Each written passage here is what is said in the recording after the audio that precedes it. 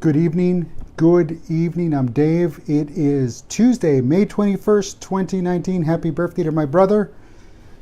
May 21st. 10 days away from the start of hurricane season, of the 2019 hurricane season. And for the next 6 full months, it remains hurricane season, but already have a storm jumping the gun. All right, folks. So today in the news, and today's news is about the weather and being prepared, folks. It's no magical moment. It's what's going to happen. It's what's happened. It's in cycles. I don't care if you call it climate change, the seasons change, people change. It doesn't matter. What does matter is that it's going to happen again. It's already happened once. It will happen again. Just like the winter, guess what happens in winter? Record-breaking snow. But yet people are surprised, like, what? All this snow? And they get surprised. And guess what happens to the snow at the end of winter? Come spring, it melts. Guess what happens? It runs off into the creeks. And what happens from the creeks? It goes into the rivers. And guess what happens in the rivers? They rise because there's so much water. And yet every year in the Mississippi, and everybody that lives along the Mississippi, we weren't expecting this. They're acting like it's never, ever happened before. But yet they're record-breaking floods every single year. Yet people want to get caught off guard. That's what I want to talk about, is don't get caught off guard. It's going to happen. Look at what's going on in Oklahoma, Nebraska, Oklahoma and Kansas, Missouri, Arkansas right now, North Texas right now. Severe weather is sweeping across that part of the Midwest. It's bringing in storms, rain, flooding, tornadoes, damaging hail, and everything. But yet everyone's acting like it's never ever happened before, and you see people with their eyes wide open like, oh my God, it rained. And again, you have to be prepared. And what does that have to do with leadership? It has to do with somebody's got to say, hey, you know what, enough's enough of this sticking our head in the sand and sticking it up only after the storm has passed. And you've got to be prepared. You've got to do what it takes to be prepared. Saw some great reports about these storm shelters that have been built, very small, very quick. You can prepare, and it doesn't cost hundreds of thousands of dollars. And if it does, you know what? Get a shovel. Get a shovel. The plans, the blueprints are out online. Home Depot will help you. But folks, I live in a hurricane-prone area, and every year, 10 days from now, that's why I count down to hurricane season, and that's why I make sure I know what's going on in the weather around me, because I don't want to get caught off guard. I don't want to be that one that's like, oh, look, it's raining, and it's a strong wind. Oh, look, it's a hurricane. No, it's not that difficult. It's about just being prepared and being prepared. So you start now being prepared. You start, well, let's break it down like this. Plan. First you have to do is plan. You have to plan what you're going to do in the event of a storm. 10% of your time is spent planning.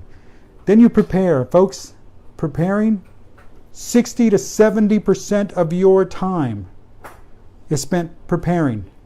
And then acting on it, 20% of your time. And then you start all over again. Because the more you plan, the more you prepare based on your plan. Folks, if your plan goes more than 10% of your time, you've overthought it. You overthought it, and now it just becomes a worthless piece of paper because you've put so much into what ifs that nothing's going to get done because you've just overthunk yourself out of doing something, out of acting. You start preparing. You get your plan brief. This is what we're going to do. If it's going to be a category 1 through 4, if there's a mandatory evacuation, here's where we're going. That's what you do. Stick to it. And then you spend the rest of the time preparing. And you prepare and you prepare, and you're never going to be prepared enough. Do you have enough water? Do you have enough food? And then what happens to that first batch of water, first batch of food? Does it go bad? How are you going to cook the food? Do you have the fuel to cook the food? Yeah, everybody loves the barbecue. There's nothing wrong with a barbecue. But do you have the fuel to sustain a barbecue for 3, 4, 5, a week? How many days? Folks, it is that simple. You've got to prepare for what's coming. We can't change what's happening. We can't change Mother Nature. It's going to happen. We can't change it today. And definitely detonating a nuclear bomb will not dissipate a hurricane. It just doesn't work that way. As I was reading some article, well, why don't we just nuclear weapons to dissipate a hurricane? It does not work that way. It really truly doesn't. Because that wind's got to go somewhere, and guess where the nuclear fallout goes? Where the wind goes. All right. So, being prepared. Plan, prepare, and act. That's all there is to it. No overthinking. It doesn't take a genius. It doesn't take those nitwits on TV with their little maps and their little list. But you know what? The little list might just help you. Maybe they're onto something. I don't know. But no matter what you do in life, in weather, in your professional life, in your personal life, you plan, you prepare, you act. And then you repeat the process all over again. And why do you repeat it? Because again, you figure out what you didn't do right in your planning and then act on it. You figure out what you didn't do right in your preparing, then you act on it. And you figure out what you didn't do right when you executed your plan, and then you prepare for it, and so on and so on.